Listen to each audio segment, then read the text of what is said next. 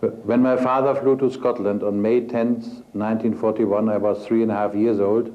As a result, I have only very few personal memories of my father in freedom. In the years that followed, I learned who my father was and about his role in history only bit by bit. Slowly, I came to understand the martyrdom he endured as a prisoner in the Allied military prison in Berlin-Spandau for 40 years, half a lifetime.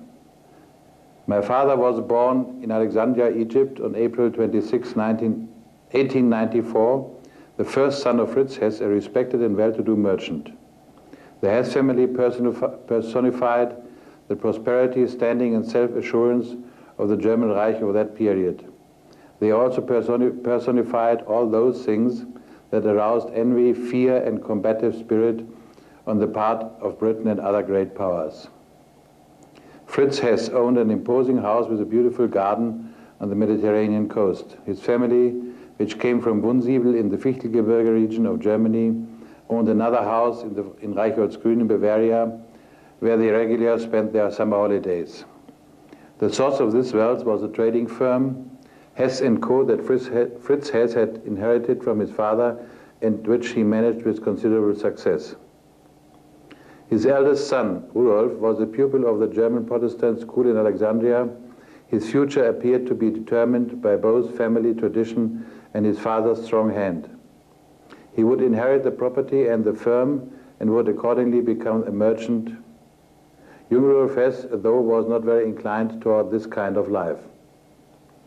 Instead, he felt drawn toward the sciences, above all physics and mathematics.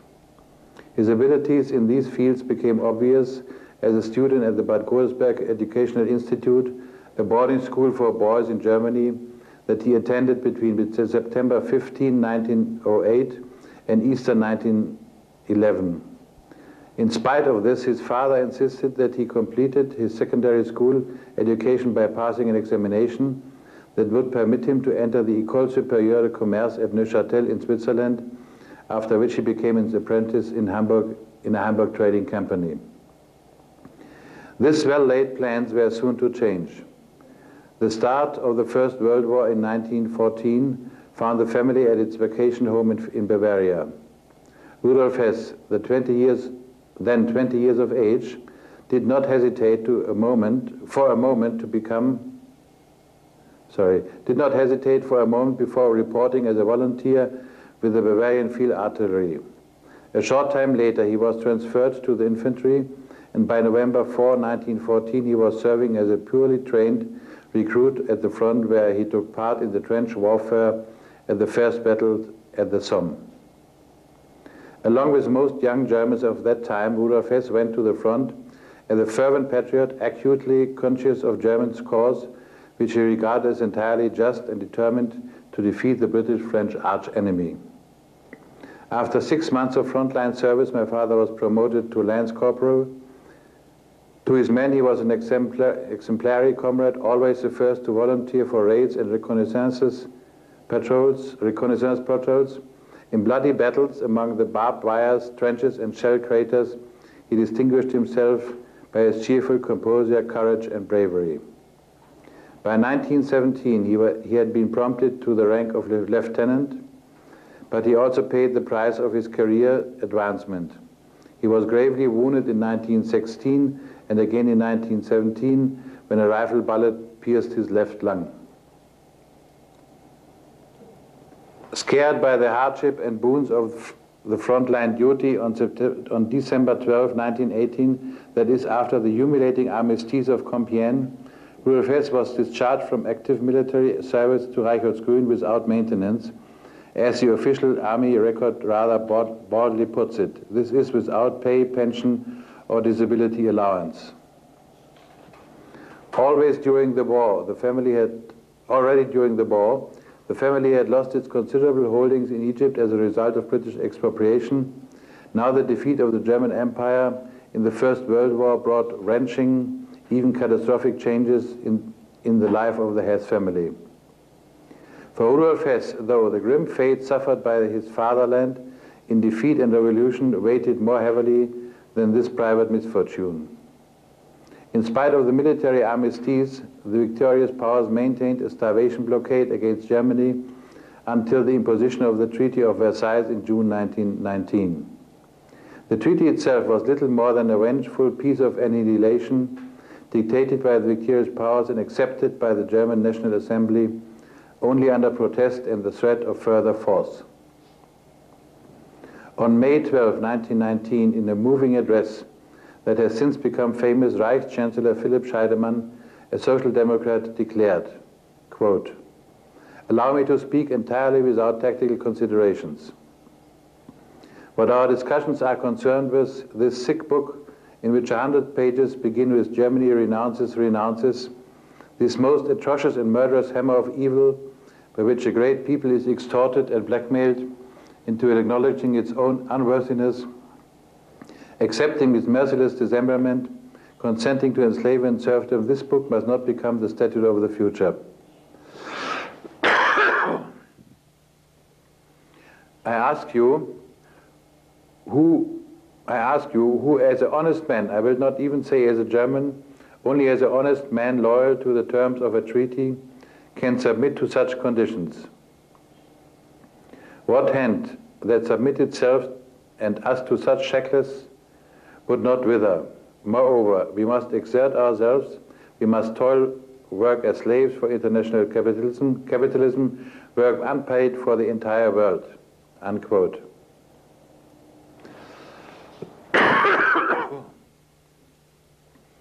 Scheidemann's words leave scarcely any doubt that as a result of the bare victories of the governments of the Allied and associated powers, Germany's very existence as a prosperous and unified nation was brought into question. As far-sighted men of the time correctly observed, the Constitution of the Weimar Republic, 1919 until 1933, was in a real sense not the one that German Parliament formally adopted on August 11, 1919. It was rather imposed by the dictated Treaty of Versailles on June 28, 1919. As a result of the treaty, each of the numerous governments of the Republic was inevitably faced with the same insurmountable problem. Each administration was obliged to carry out the treaty's countless oppressive and devastating conditions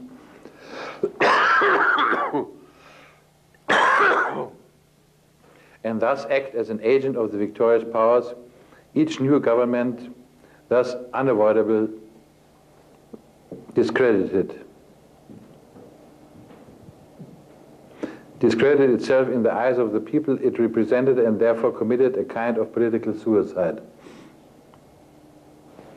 One political leader, though, defiantly vowed from the outset never to permit himself or his party to be blackmailed. This man was Adolf Hitler and his party, the National Socialist German Workers' Party.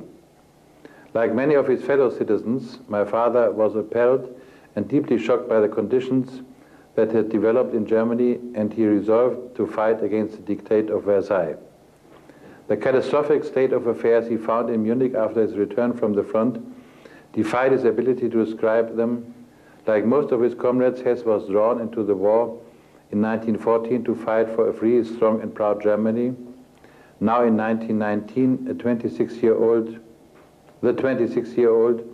had to witness the establishment in Bavaria of a Soviet republic headed by communists and Jews. In his eyes, military defeat had given way to national catastrophe. In a letter written to a cousin some time later, he graphically described his feelings at the time. Quote, "You know how I suffer under the situation to which our once proud nation has been brought. I have fought for the honor of our flag where a man of my age had of course to fight, where conditions were at their worst, in dirt and mud, in the hell of Verdun, Artois and elsewhere.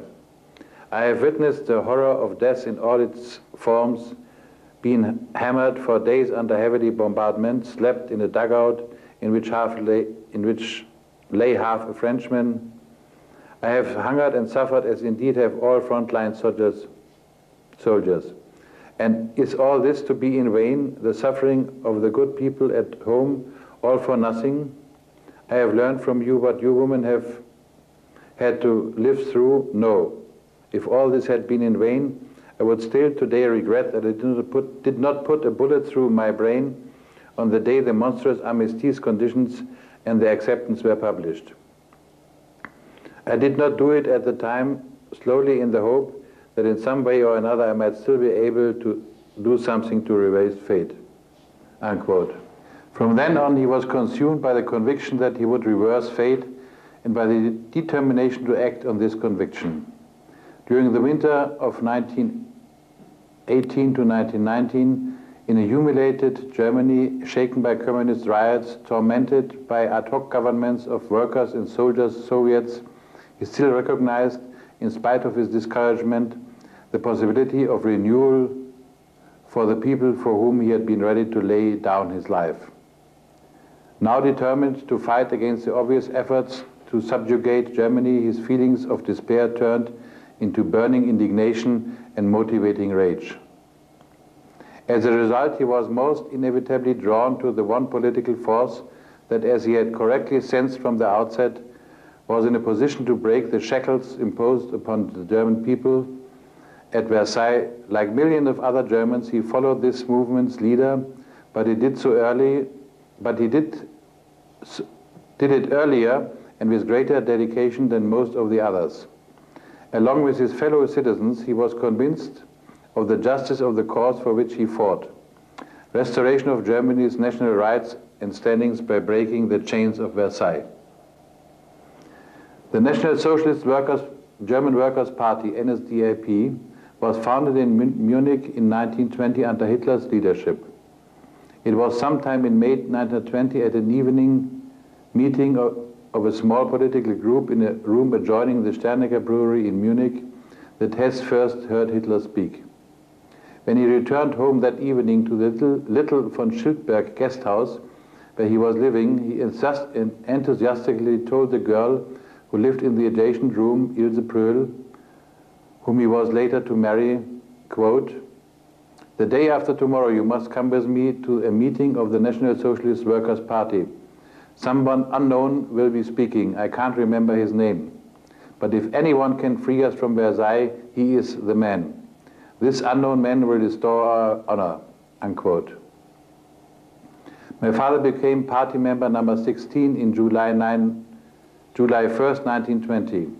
From that time on, he was slowly but steadily drawn to its leader.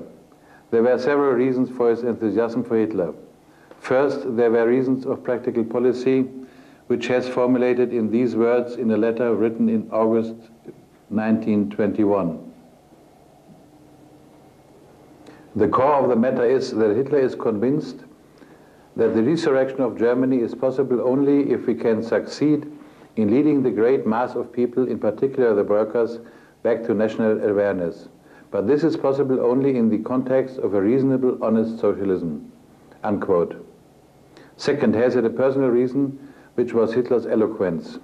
In a letter to a friend written in 1924, my father described the effect of this gift, quote, "You won't find more than once a man who at a mass meeting can enrapture the most left-wing lace operator just as much as the right-wing senior executive. This man, within 2 hours, made the 1,000 communists who had come to break up the meeting stand and join in the national anthem at the end of a meeting in Munich in 1921. And this man, within 3 hours, in a special address to a few hundred industrialists and the minister president who had come more or less to oppose him, secured his full approval or speechless astonishment," unquote. Rudolf Hess was convinced that Hitler could not fail to break the chains of Versailles and to carry out the political change of direction that promised a better future. In the years before it gained large-scale support from voters, the National Socialist Party was a small Bavarian phenomenon, and Hitler's place in national politics was insignificant. Not even Hitler's recognized ability as a speaker was at first able to change this. During the period from 1924 until 1929, the normal conditions seemed to return to Germany. when normal conditions seemed to return to Germany, despite Versailles, Hitler was not well known. The only expectation was in 1923, when he gained brief notoriety for his role in the November 9th march of the Feldherrnhalle in Munich and the ill-fated attempt to overthrow the government there. In the course of this unsuccessful putsch, my father arrested 3 ministers of the Bavarian state government. For his role in the coup attempt, Hitler was punished with imprisonment in the Landsberg fortress, where my father later joined him. It was during that time of incarceration that Hitler and my father established the special relationship and trust and mutual confidence that stamped the image of the party's leadership in the years later. It was only in Landsberg that Hitler wrote his, it was also in Landsberg that Hitler wrote his well-known seminal work, Mein Kampf. My father edited the pages of the manuscript and checked them for errors. When Hitler was released early on December 20, 1924, 4 months later, in April 1925, my father became Adolf Hitler's private secretary at a monthly salary of 500 marks. In the first years of the 1930s, the impact of the Great Depression and the political disintegration of the Weimar Republic set the stage for Hitler's seizure of power in January 1993. As a result of its well-organized propaganda campaigns, which were in turn due to its quasi-military cohesion and discipline, the National Socialist Party gained greater and greater electoral support from ever broadened segments of the population. And as unemployment increased, more and more jobless workers also turned to the National Socialists, many of them defecting directly from Germany's large Communist Party. During the hectic days of January 1933, my father never left Hitler's side. In a handwritten letter to his wife dated January 31st, 1933, that is the date after Hitler became Chancellor, the 30-year-old Rudolf Hess recorded his feelings during this moment of triumph. Quote, "Am I dreaming or am I awake? This is a question of the moment. I am sitting in the Chancellor's office in the Wilhelmsplatz. Senior civil servants approach noiselessly on soft carpets to submit documents for the Reichschancellor, who is at the moment chairing a cabinet meeting and preparing the government's final measures. Outside, the public stands patiently packed together and waiting for him to drive away.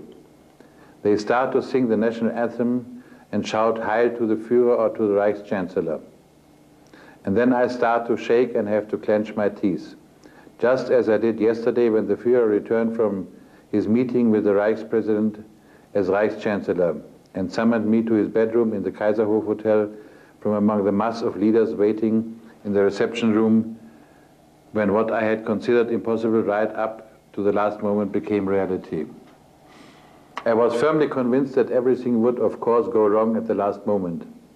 And the chief also admitted to me that a few times things were on the knife edge because of the intransigence of the old weasel in the cabinet area.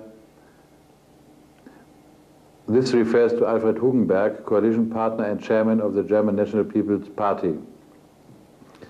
The evening torchlight procession marched before the delighted old gentleman, President von Hindenburg, who bore it until the last SR stormtrooper had passed at about midnight. Then came the jubilation directed to the Führer, mixing with that directly to the Reichspräsident. The hours of men and women pushing past, holding up their children facing the Führer, young girls and boys, their faces radiant when they recognized him at the window of the Reichschancellor. How sorry I was that you were not there. The chief behaved with incredible assurance and the punctuality, always a few minutes ahead of time. I have even to make up my mind to buy a watch. A new area and a new time schedule has dawned." Unquote.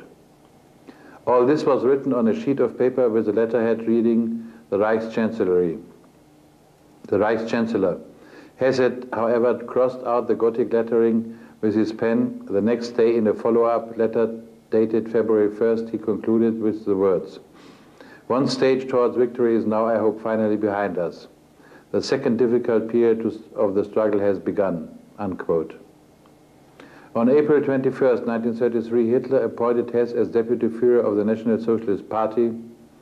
His job was to lead the governing party as Hitler's representative and to uphold its national and social principles.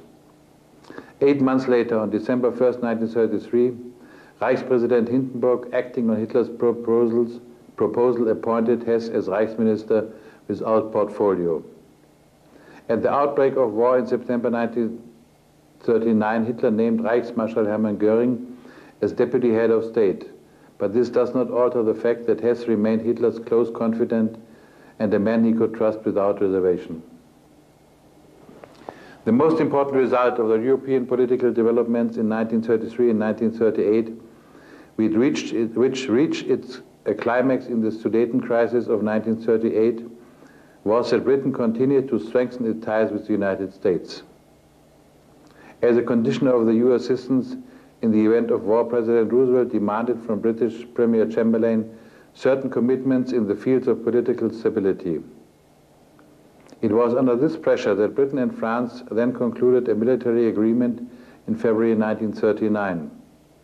In addition, the two Western European democracies, bowing to the Roosevelt claim to lead world policy, gave guarantees to Holland, Switzerland, Poland, Romania, Greece, and Turkey, in other words, to all of Germany's neighbors in the East and West, which Hitler considered Germany's rightful domain.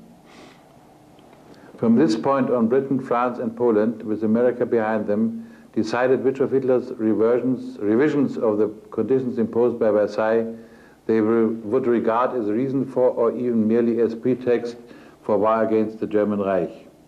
Even if Hitler refrained from further revisionist policies, from now on the question of war or peace was not longer solely in his own hands. At the time of Britain's blank check guarantee to Poland in March 1939, Hitler had not yet finally resolved to attack Poland. But every Western political leader was aware that this fateful guarantee was an important step closer to war. Indeed, important figures in Western circles and among the anti-Hitler opposition in Germany calculated that Hitler would react to this new Polish dependence on Britain, France, and the USA with military action. It was hoped that this would mean not only war, but Hitler's own downfall. This was confirmed by Chamberlain in his diary entry on September 10, 1939, quote, "My hope is not a military victory. I doubt very much whether this is possible, but a collapse on the German home front," unquote. On September 1st, 1939, the German armed forces recommenced attack against Poland. 2 days later, Britain and France declared war against the German Reich. The fact that these governments did not also declare war against Soviet Russia, which invaded Poland on September 17, 1939, in accord with the provisions of the German-Soviet Pact of August 23, 1939, clearly shows that the British guarantee to Poland, that, like the British-French declaration of war against Germany, was motivated not by concern for Poland, but rather was directed against Germany. 4 weeks later, Poland was shattered and the country was divided between Germany and Russia, without a single shot being fired in the West. Britain and France had done nothing for their Polish ally, and now Hitler began to plan an attack against France. At the same time, he hoped that Britain would make peace with him while accepting the hegemony of a now powerful Germany in Eastern Europe. He believed that Britain would agree to this now that Poland was prostrate, or at the latest after a German victory over France. After Germany's lightning victory over Poland and before the German attack on France on May 10, 1940, Hitler made the first of his numerous attempts to end the war in the West. His peace offer of September 12, 1939, accompanied by the assurance that under his leadership Germany would never capitulate, was a feeler. It was supported by Stalin but rejected by Chamberlain and French Premier Daladier. Only after all hopes of peace with France and Britain had dashed did Hitler order an attack against France. It commenced on May 10, 1940, and France collapsed on June 21, 1940. The French-German armistice was signed on June 22nd in the same railway dining car in Compiègne in which the Germans had signed the humiliating armistice of November 1918. No one had foreseen such a swift German victory over France. As a result of this stunning achievement, Hitler had made himself ruler of the continent of Europe, from the Atlantic to the Bug River and from the North Cape to Sicily. But Britain still stood in the way of his goal of a free hand in the continent. Accordingly, during his visit in June 1940 to the sites of the German successful military campaigns, Hitler once again expressed his desire to reach a comprehensive peace agreement with Britain. It was at that time that his deputy Rudolf Hess decided that if it became necessary, he would make a personal effort to achieve a vital peace with Britain. What really happened between June 1940 and May 10, 1941, the day my father took off in a Messerschmitt 110 to Scotland, is known only in outline because the relevant British documents still remain classified. The Hess papers that were released in Britain with great fanfare in June 1992 proved to be disappointing. Among these approximately 2,000 pages was absolutely nothing of real substance about the secret contacts that existed between Britain and Germany, about the British peace group, which included members of the royal family, and its peace feelers to Germany, or about the role played by the British Secret Service prior to the flight. In short, these papers contained nothing that would show why Rudolf Hess seriously hoped that his mission might well turn out successfully. In any case, it can be said with certainty that the still classified British documents contain nothing that will reflect badly on Rudolf Hess or the policies of the German government of that time. Moreover, it can be stated with certainty that the documents in the British government continues to keep secret will reflect badly on the wartime British government of Winston Churchill. I will go further to say that these suppressed documents confirm that Churchill sought to prolong the war with all the sufferings, destruction and death that implies. Some may dismiss this statement as unjustified and self-serving. In this regard, I would therefore like to cite the words of a British historian who has carried out extensive research on precisely that aspect of that dreadful conflict. In his recently published book, 10 Days to Destiny, historian John Costello concludes that it would have been quite possible, in fact, to bring the European war to an end before it turned into a war, if only the British government had made even the slightest move to do so. In 10 Days to Destiny, on pages 17 to 19, Costello writes the following revealing sentences, quote, "Until the British government reverses current policies and releases the relevant sections of its historic intelligence service archives, it may be impossible to determine whether the clandestine contacts with Germany that evidently played a part in bringing Hess to Scotland on the night of May 10th were a Secret Service triumph or part of a sinister peace plot that ran out of control. What is now indisputable is that the Hess mission was very far from being the brainstorm of Hitler's deluded deputy, that it is still being portrayed as by distinguished British historians. The documentary evidence that has now come to light and which I might add parasitically is only the tip of the iceberg, shows that it was the outcome of an interlocking sequence of secret British and German peace maneuvers that can be tracked back to the summer of 1940. The pieces of this jigsaw puzzle are now falling into piece and show that Hitler's order halting the Panzer's advance of Dunkirk was a carefully timed stratagem to persuade the British and French governments to seek a compromise peace. A majority of the Churchill War Cabinet had decided to trade off Gibraltar and Malta in return for keeping control of the empire. An alarmed President Roosevelt secretly sought Canadian help to stop the British accepting a soft peace deal with Hitler. French leaders believed on May 24, 1940 that Britain would not fight on but accept a joint peace deal brokered by Mussolini at the end of May 1940. Churchill and Britain survived only because the Prime Minister resorted in ruthless Machiavellism, intrigue, and a high-stake bluff to stop a wobbly Foreign Secretary talking the War Cabinet into a peace deal engineered by R.A. Butler. When French fellow Lord Halifax Under-Secretary actually passed a message to Berlin that common sense and not bravado dictated that Britain should negotiate and not fight Hitler. 2 days after Churchill had promised, "We shall never surrender," Lord Halifax and R.A. Butler signaled to Berlin via Sweden that a British peace proposal would be made after the French armistice on June 18, 1940. Ambassador Kennedy had been in clandestine contact with Hitler's emissaries trying to stop the war, while the British government suspected him of illegally profiting from treasury information to make a killing in internal stock security dealings. The Duke of Windsor and other members of the royal family encouraged German expectations that peace would eventually be possible. Hess' plan to fly to Scotland took shape in the final days of the Battle of France and was encouraged in September 1940 by his discovery that Britain continued putting out peace feelers via Switzerland and Spain. MI5, the British Secret Service, intercepted Hess' first peace initiative and then turned it into a double-cross operation to snare Hess into a trap baited by the Duke of Hamilton and the British ambassador in Switzerland and Madrid.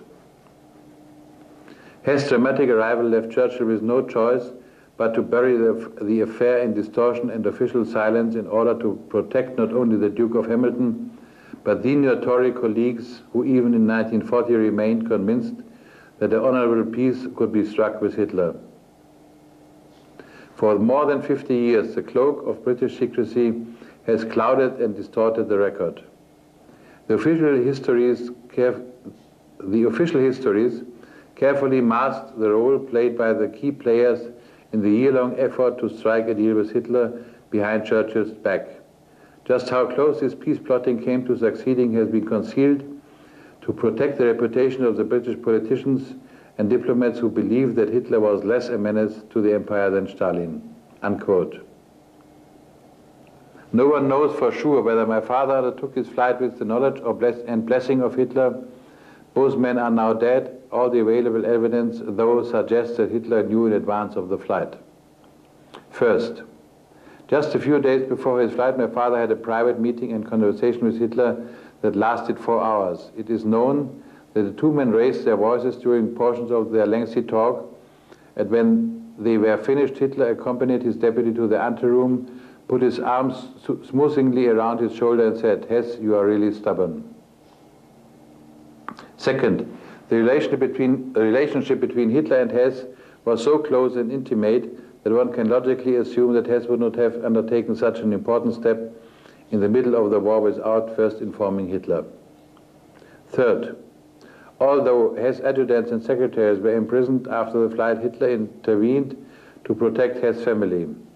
He saw to it that a pension was paid to Hess' wife, and he sent a personal telegram of condolence to Hess' mother when her husband died in October 1941. Fourth, among the papers released in June 1992 by the British authorities are 2 farewell letters my father wrote on June 14, 1941, the day before he tried to commit suicide in Mission Place in England. The letters were written after he realized that his peace mission had definitely failed.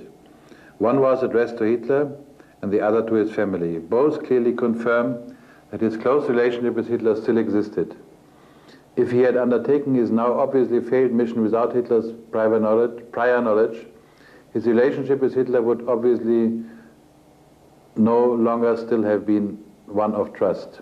And fifth, Gauleiter Ernst Bode, the Hess confidant and high-ranking official who had helped my father to translate some papers into English, remained convinced until his death that this was done with Hitler's knowledge and approval. A general comment on the information available about my father's peace proposal is in order. During the entire 40-year period of his imprisonment in Spandau, he was prohibited from speaking openly about his mission. This gag order was obviously imposed because he knew things that, if known, would be highly embarrassing to the British government and possibly to the US and Soviet governments as well. As a result, contemporary historical research remains entirely dependent on the British documents. British authorities have announced that any important document from the Hess file will remain under lock and key until the year 2017. The entire matter was handled so secretly that no more than a handful of individuals around Churchill were really in the know. The proposals, plans, or offers brought by Hess have been secret in the archives right up to the present. As long as these documents remain secret, the world will not know the precise nature of the peace proposals that my father brought with him to present to the British government in May 1941. All this must, of course, be taken into consideration in any serious assessment of my father's historical flight. One indication that Hess said more than is known is contained in a note prepared on June 3, 1941 by Ralph Murray, a political warfare executive, a top-secret British government agency, for Sir Reginald Leeper, head of the Secret Service section in the Foreign Office. This document suggests that Secretary of State Cadogan also had a conversation with Rudolf Hess. The purpose and context of this conversation still cannot be determined. The available information is still not complete. Nevertheless, it appears that during the course of this conversation, the Deputy Führer was even more specific and detailed about his proposals than he was in his conversation with Kirkpatrick and Lord Simon. These were his proposals. 1. Germany and Britain would reach a compromise on worldwide policy based on the status quo. That is, Germany would not attack Russia to secure German Lebensraum. 2. Germany would drop its claims to its former colonies and would acknowledge British hegemony at sea. In return, Britain would acknowledge continental Europe as a German sphere of interest. 3. The then current relationship of military strength between Germany and Britain in the air and on the sea would be maintained. That is, Britain would not receive any reinforcement from the United States. Also, there were no mention of land forces. It can be assumed that this balance of force would be maintained in this regard as well. 4. Germany would withdraw from metropolitan France, this probably meant European France, after the total disarmament of the French army and navy. German commissioners would remain in French North Africa, German troops also to remain in Libya for 5 years after the conclusion of peace.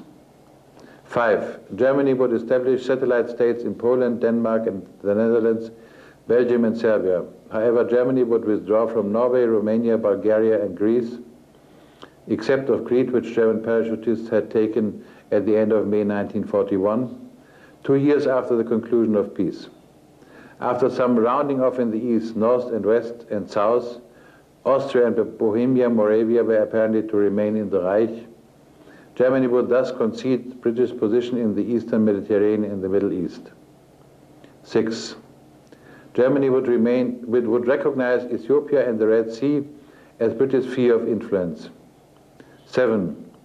The person to whom the Deputy Führer was speaking was somewhat confused about whether Italy had approved Hess' peace proposals. Hess himself said nothing about this, although points 4 and 6 would have considerably affected Italian interests. 8. Rudolf Hess admitted that Hitler had agreed in advance to the official cover story put out in Germany that he was of unsound mind. This peace proposals would indeed have brought peace to the world in 1941. If Britain had negotiated with Germany on this basis, the German attack against Russia, which began less than 3 weeks later on June 22, 1941, would not have taken place because Hitler would have obtained what he had needed for survival. Control of the continent, the war would have withered away on all fronts. Instead, as we know, the war continued, bringing destruction, suffering, and death on an almost unimaginable scale because the outstretched hand of peace was rejected by Churchill and Roosevelt. The peace they sought was a Carthaginian one. Their sole war aim was destruction of Germany. After initial interviews with Rudolf Hess conducted by the Duke of Hamilton and Sir Ivan Kirkpatrick in Glasgow, my father was interviewed on June 9, 1941 by Lord Simon, the Lord Chancellor, and on September 9, 1941 by Lord Beaverbrook, Minister for Aircraft Production. A few days later, Beaverbrook flew to Moscow to arrange for military aid to the Soviet Union. These two interviews were motivated not by any desire for peace, but were instead merely to pry out any possible military secrets from Hess. After September 1941, my father was completely isolated. On June 25, 1942, he was transferred to Abergavenny in South Wales, where he was kept prisoner until he was flown to Nuremberg on October 8, 1945, to stand trial as a major war criminal and as a second-ranking defendant in the so-called International Military Tribunal. I will not go into detail here about this shameful victor's trial of the vanquished, except to note that even the tribunal's allied judges had to exonerate my father of the charges of war crimes and crimes against humanity, but ruled that he, the one man who had risked his life to secure peace, was guilty of crimes against peace, and on that basis sentenced him to life imprisonment. The court's treatment of Hess is alone more than enough to dismiss the Nuremberg Tribunal as a vengeful victor's kangaroo court that merely pretended to be a genuine forum of justice. Along with 6 Nuremberg co-defendants, my father was transferred on July 18, 1947, to the grim fortress in the Spandau district of Berlin that was designated the Allied military prison. The regulations under which the 7 prisoners were held were so severe that even the French prison chaplain Casalis protested in 1948 against the outrageous treatment. He went on to describe Spandau as a place of mental torture.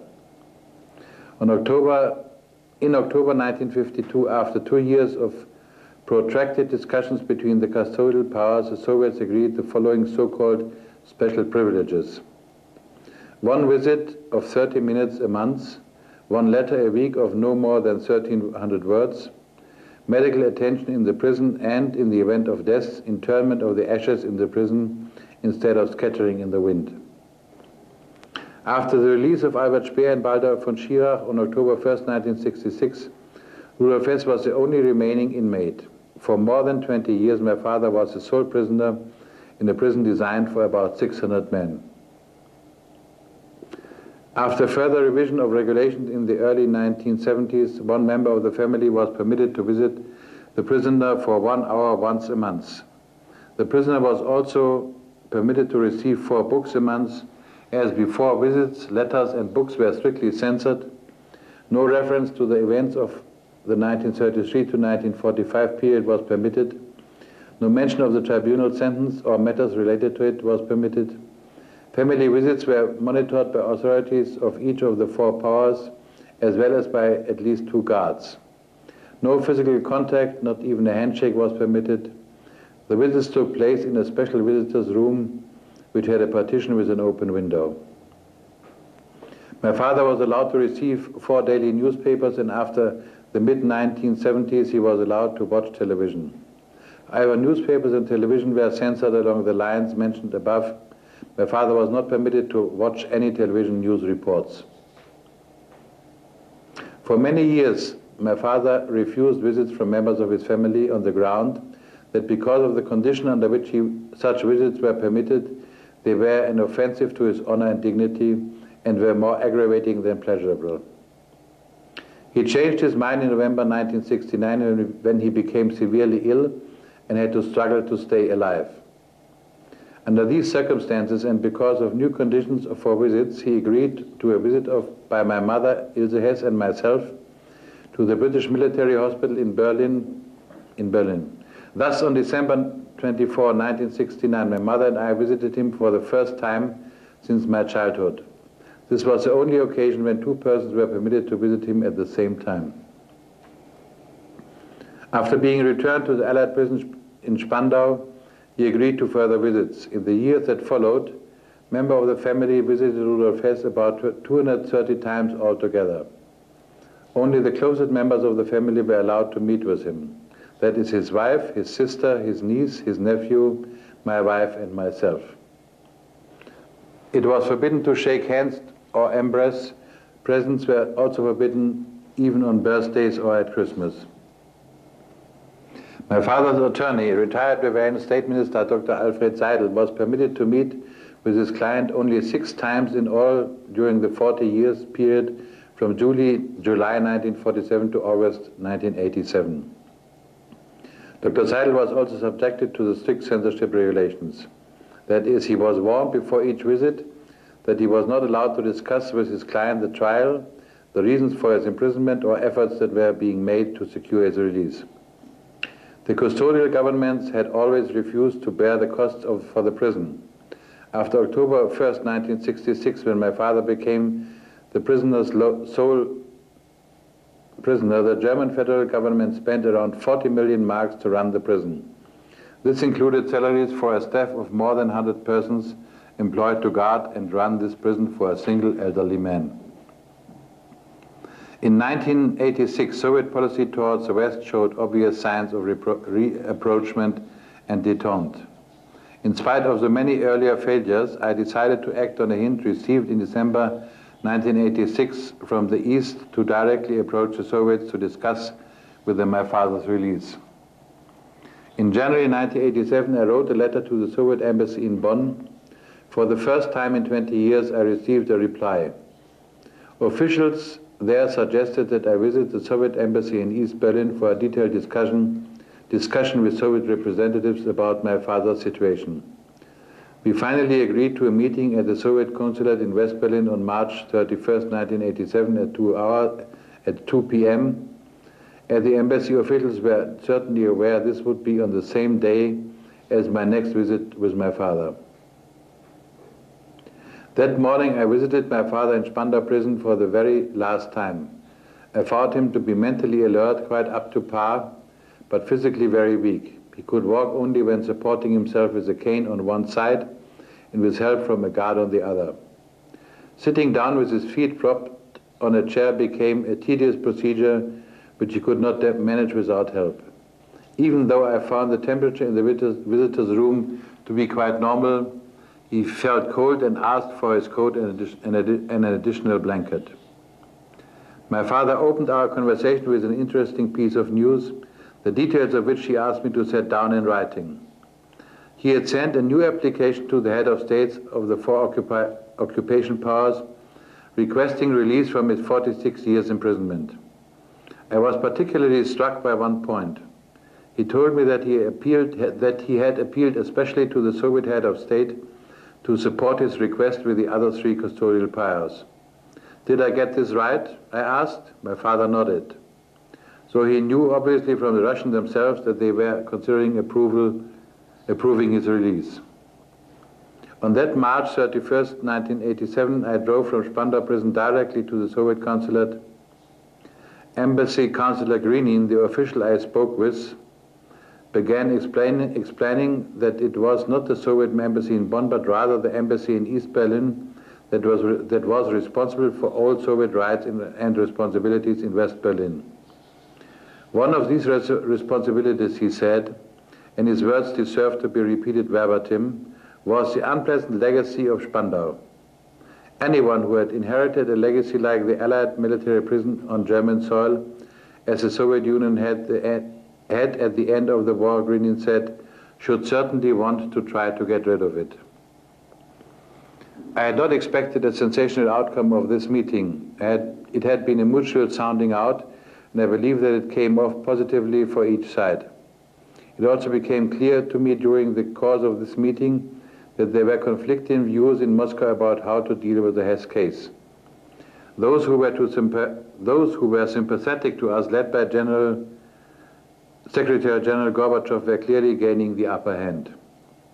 This evaluation was confirmed a short time later in a report published on April 13, 1987 in the German news magazine Der Spiegel. The article, which appeared under the headline, "Will Gorbachev release Hess?" reported on a fundamental change in the attitude of the Soviet party leader towards the Hess case. Gorbachev, it went on, took the view that the release of Spandau's last prisoner would be an action that would be accepted worldwide as a gesture of humanity, and which could also be justified to the Soviet people. In this regard, the news magazine also mentioned the forthcoming visit to Moscow by Federal German President Weizsäcker, which was planned to take place in mid-May. Also Also on April 13, 1987, a private German citizen wrote a letter about the Hess case to the German language service of Radio Moscow. The letter of reply dated June 21, 1987 declared, "As can be hoped from the most recent statements of our head of government, Mr. Gorbachev, your long years of effort for the release of the war criminal Rudolf Hess will soon be crowned by success. It can be assumed with certainty that such a letter from Radio Moscow was not written without approval from above." These three events, my reception in the Soviet consulate in West Berlin on March 31, 1987, the Spiegel magazine report of April 13, 1987, and the reply from Radio Moscow on June 21, 1987, show unequivocally that the Soviet Union, under the leadership of Secretary General Gorbachev, intended to release Rudolf Hess. This release would not only be entirely consistent with the Gorbachev's policy of reconciliation, it would also be an essential feature of a settlement of the remaining unresolved consequences of the Second World War, without which the reunification of Germany and Berlin especially would not be possible. If the Western custodial powers had not already been aware of Gorbachev's intention, they certainly were aware of after the publication of the Spiegel article in April. This undoubtedly set off alarm bells in Britain and the United States, since this new Soviet move would remove the last remaining legal obstacle to my father's release. For many years, the British, American, and French governments had said that they were ready to agree to his release, but it was only the Soviet veto that prevented it. Gorbachev's new initiative threatened to call the British and American bluff. The authorities in London and Washington would have to find some new and more permanent way to deny Hess his freedom and keep him from speaking freely. On Monday, August 17, 1987, a journalist informed me in my office that my father was dying. Later at home, I received a telephone call at 6:35 p.m. from Darrell W. Keene, the American director of the Spandau prison, who informed me officially that my father had died. The official notification was in English and read as follows: "I am authorized to inform you that your father expired today at 4:10 p.m. The next morning I was on a plane to Berlin accompanied by Dr. Seidel. When we arrived at the prison, a fairly large crowd had gathered in front. Berlin police were blocking the entrance and we were obliged to show identification papers before we were allowed to approach the green-painted iron gate. After ringing the bell, I asked to speak to the American prison director, Mr. Keene. After quite a while, Mr. Keene finally appeared, looking extraordinarily nervous and unsure of himself. He told us that we would not be allowed inside the prison complex and that I would not be permitted to see my dead father. He also told us that he was not able to provide any further information about details of the death. A news report with details of my father's death was allegedly being prepared and would be made available at about 4 p.m. Then after we gave him the address and telephone number of a Berlin hotel where we would be waiting for further news, he left us standing in front of the gate. The long-expected telephone call to the hotel finally came at about 5:30 p.m. Keene said, quote, "I will now read to you the report which will be released immediately afterwards to the press." It reads, "Initial examination indicated that Rudolf Hess attempted to take his own life. In the afternoon of August 17, 1987, under the customary supervision of a prison guard, Hess went to the summer house in the prison garden where he always used to sit. When the guard looked into the summer house a few minutes later, he discovered Hess with an electric cord around his neck. Attempts were made to resuscitation, and Hess was taken to the British military hospital. After further attempts to revive Hess, he was declared dead at 4:10 p.m. The question whether this suicide attempt was the cause of his death is the object of an investigation, including a thorough autopsy, which is still in progress." Unquote. Hess was a frail 93-year-old man with no strength left in his hands. He could just barely drag himself from his cell into the garden. How he was supposed to have killed himself in this way? Did he hang himself with a cord from a hook or a window ledge? Or did he throttle himself? Those responsible would not immediately provide a detailed explanation about this point. We had to wait a full month for the final official statement about the circumstances of the death. It was published by the Allies on September 17, 1987, and reads as follows, quote, "First, the four powers are now in a position to make a final statement on the death of Rudolf Hess. Second, the investigations have confirmed that on August 17, Rudolf Hess hanged himself from a window ledge in a small summer house in the prison guarding using electric extension cord, which had for some time been in the summer house for use in connection with the reading lamp. Attempts were made to revive him, and he was then rushed to the British military hospital, where after further unsuccessful attempts to revive him, he was pronounced dead at 4:10 p.m. Third, a note addressed to the Hess family was found in his pocket. This note was written on the reverse side of a letter from his daughter-in-law dated July 20, 1987. It began with the words, "Please would the governors of this send this home," written a few minutes before my death. The senior document examiner from the laboratory of the British government chemist, Mr. Bird, has examined this note and concluded that he can see no reason to doubt that it was written by Rudolf Hess. 4. A full autopsy was performed on Hess' body on August 19 in the British military hospital by Dr. Malcolm Cameron. The autopsy was conducted in the presence of medical representatives of the four powers. The report noted a linear mark on the left side of the neck consistent with the ligature. Dr. Cameron stated that in his opinion, death resulted from asphyxia caused by compression of the neck due to suspension. 5. The investigation confirmed that the routine followed by the staff on the day of Hess' suicide was consistent with the normal practice. Hess had tried to cut his wrist with a table knife in 1977. Immediately after this incident, warders were placed in his room and he was watched 24 hours a day. This was discontinued after several months as impracticable, unnecessary, and inappropriate invasion in Hess' privacy, unquote. The report of the autopsy carried out by the British pathologist Dr. Cameron on August 19 was later made available to the family. Concluding that my father's death was not due to natural causes, it was consistent with point 5 of the Allied final official statement. On the basis of a 1982 agreement between the family and the Allies, the body of Rudolf Hess would not be burned, but instead would be turned over to the family for burial in Bavaria, quietly in the presence of its immediate family. The Allies kept this agreement, something they must have probably since regretted emphatically. Accordingly, my father's body was turned over to the family on the morning of August 20, 1987, at the American military training grounds of Grafenwöhr, where it had arrived earlier the same morning from Berlin in a British military plane. The coffin was accompanied by the 3 Western governors and 2 Russians whom I did not know, as well as a certain Major Gallinger, chief of the so-called Special Investigation Branch, Royal Military Police.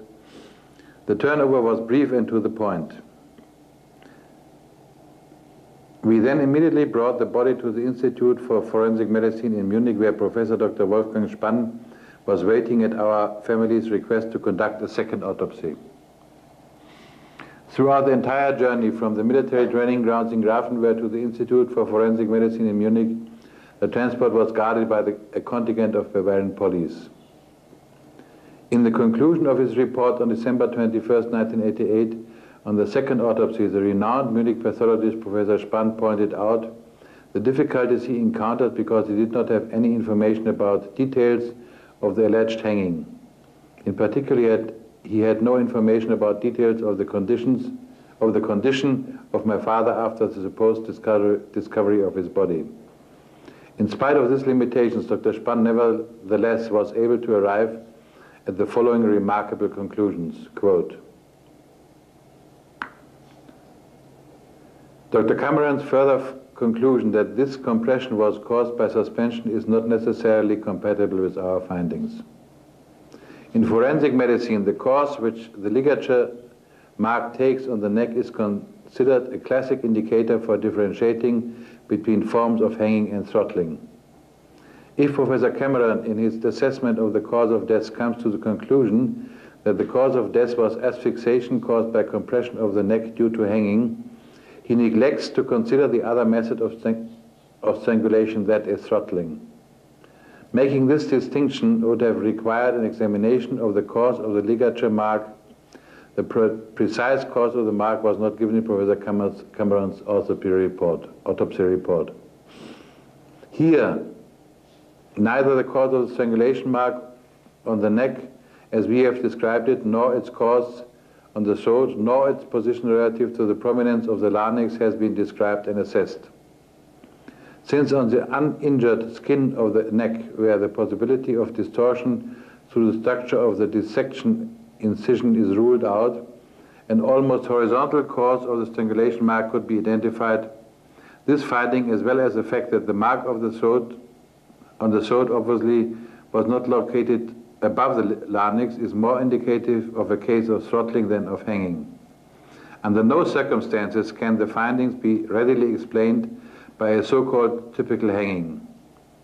The burst blood vessels which were observed in the face caused by blood congestion are also not compatible with typical hanging, unquote. A Tunisian medical orderly, Abdallah Meloui, was a civilian employee of the Spandau prison administration at the time of my father's death. He is not a citizen of one of the four allied occupation powers, nor even more to the point a member of the armed forces. As a result, he could not be silenced or transferred to some remote corner of the world like the others who were present at the scene of the crime.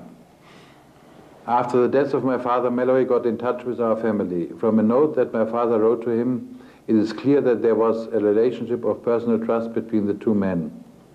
The core of Meloui's account, which is set down in an affidavit, is as follows, quote, "When I arrived at the garden summer house, I found the scene looking as though a wrestling match had taken place. The ground was churned up and the chair on which Hess had usually sat lay on the ground in a considerable distance from its usual location. Hess himself lay lifeless on the ground. He reacted to nothing. His respiration, pulse and heartbeat were no longer measurable. Jordan, an American guard, stood near Hess' feet and was obviously quite beside himself," unquote. Meloui noticed to his surprise that besides Anthony Jordan, the black American guard, two strangers in US military uniform were present. This was unusual since no soldier was normally permitted access to this part of the prison, and above all because any contact with Rudolf Hess was most strictly forbidden. In Meloui's opinion, the two strangers seemed reserved and calm, in sharp contrast to Jordan. In addition to the Tunisian's orderly's account, there is a further affidavit regarding the events in Spandau on August 17, 1987. My wife brought it back from South Africa, where she had met with a South African lawyer with contacts to Western secret services. I was able to persuade this man to phrase his testimony in the form of an affidavit prepared for a judge. Dated February 22nd, 1988, this affidavit reads as follows, quote, "I have been questioned about the details of the death of the former German Reichsminister Rudolf Hess. Reichsminister Rudolf Hess was killed on the orders of the British Home Office. The murder was committed by two members of the British SAS service, 2nd SAS Regiment, SAS Depot Bradbury Lines, Hereford, England.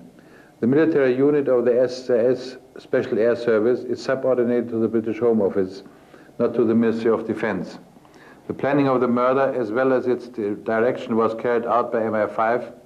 The Secret Service action whose aim was the murder of Reichsminister Rudolf Hess, was so hastily planned that it was not even given a code name, which is absolutely not customary.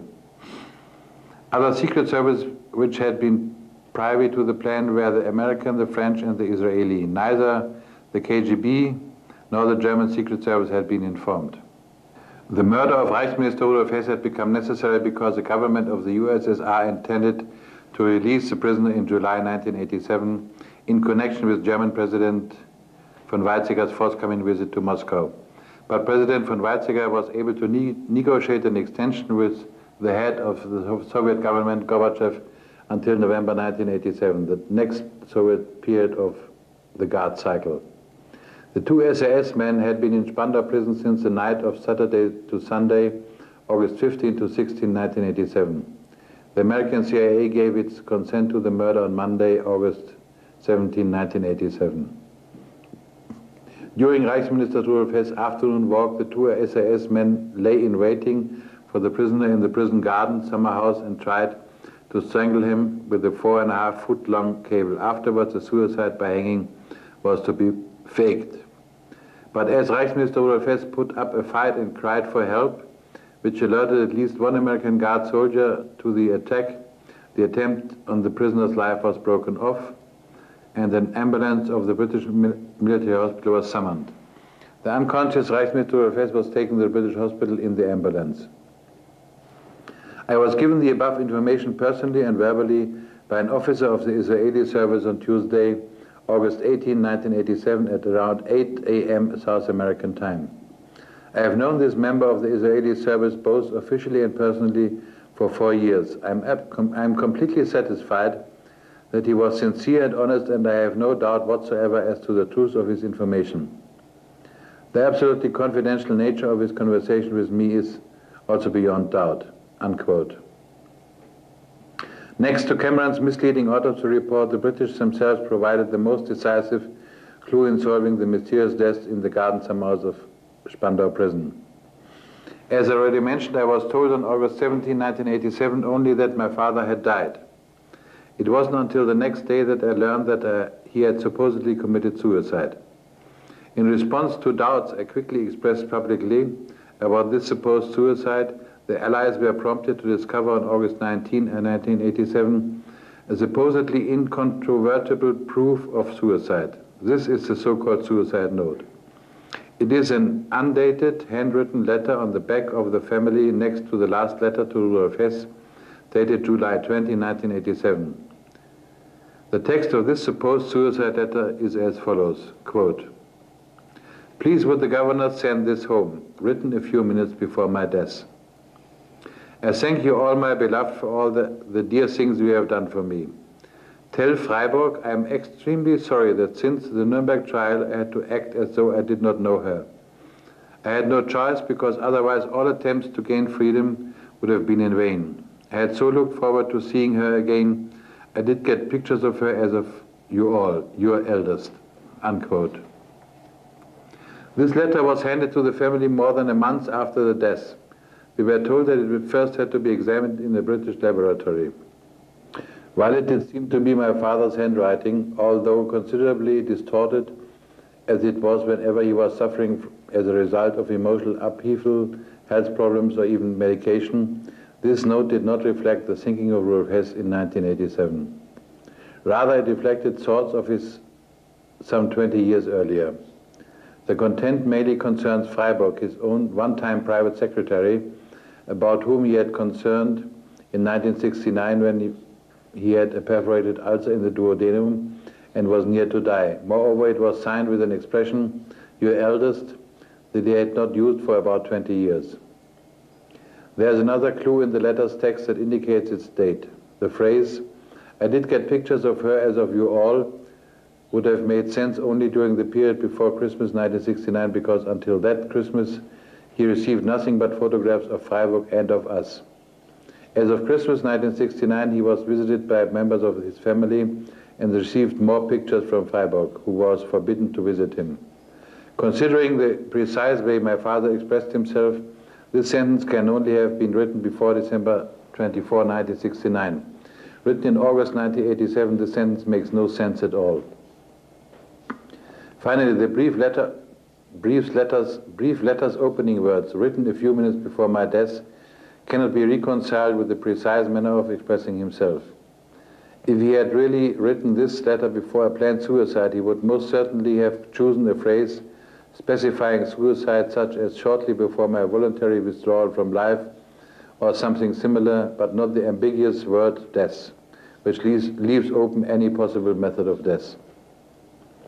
When the members of his family who knew not only my father's handwriting, but the members of his family who knew not only my father's handwriting, but the writer himself, and who were intimately familiar with his concerns during his final years, know that this supposed suicide note is a hoax as crude as it is malicious.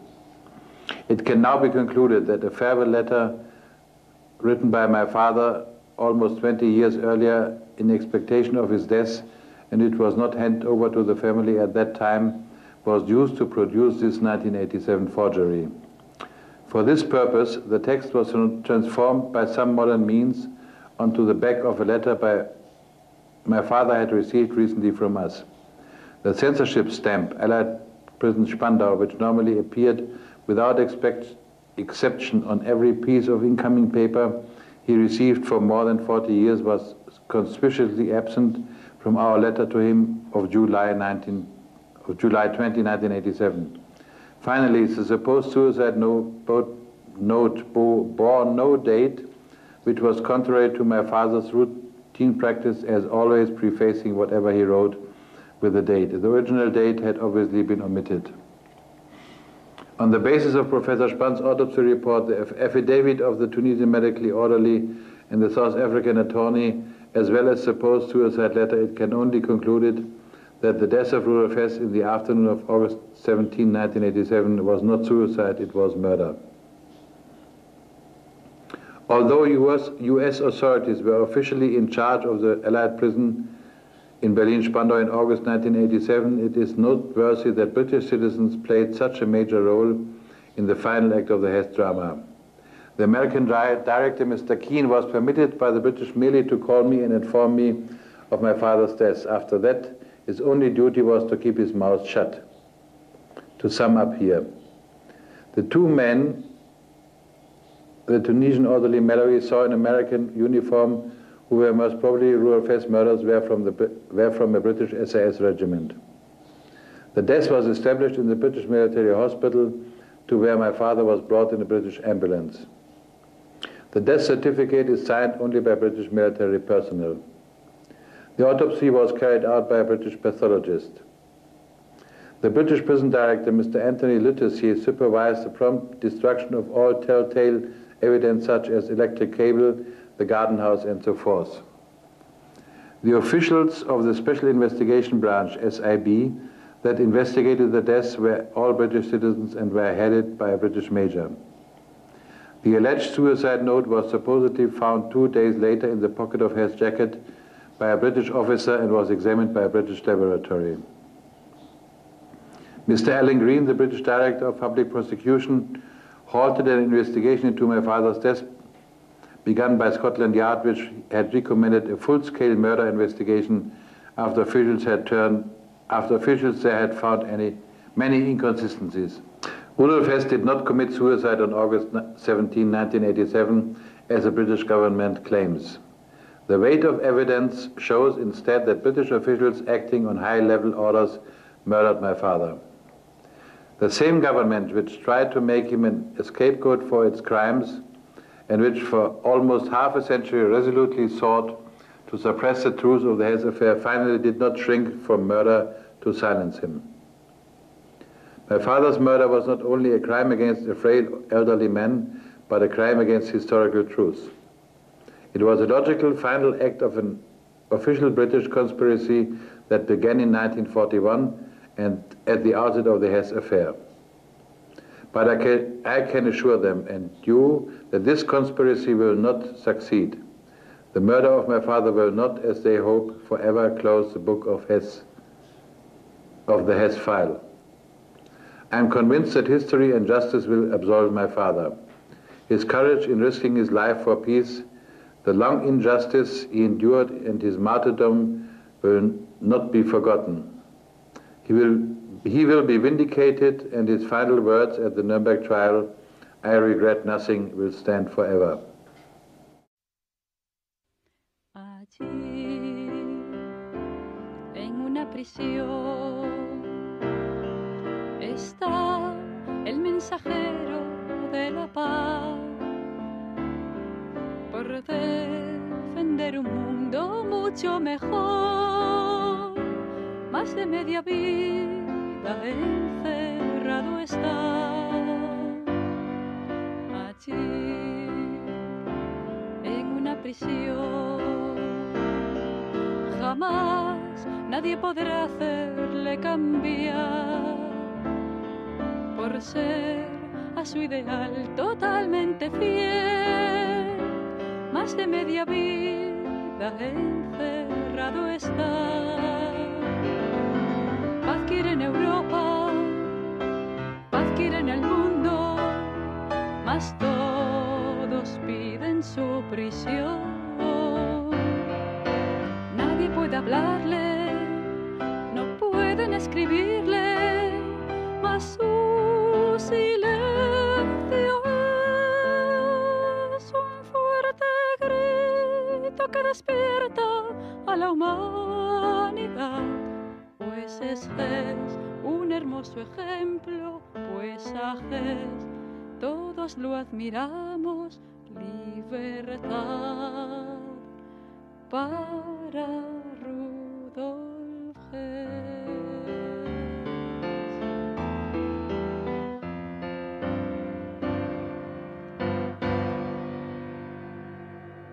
Allí en una prisión, él solo sin poder jamás salir.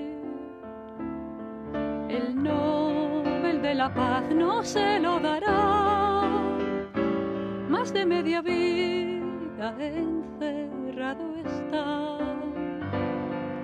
allí en una prisión.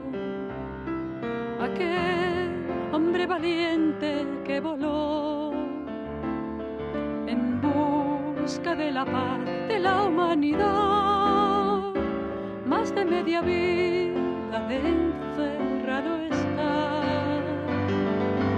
Hess está encerrado, no tiene amnistía, más firme dice no quererla. No quiere que perdonen a quien no ha hecho un delito, pues inocente es la historia. Juzgará de nuevo el caso Rudolf Hess, Rudolf Hess, un hermoso ejemplo. Rudolf Hess, todos lo admiramos. Libertad para Rudolf Hess.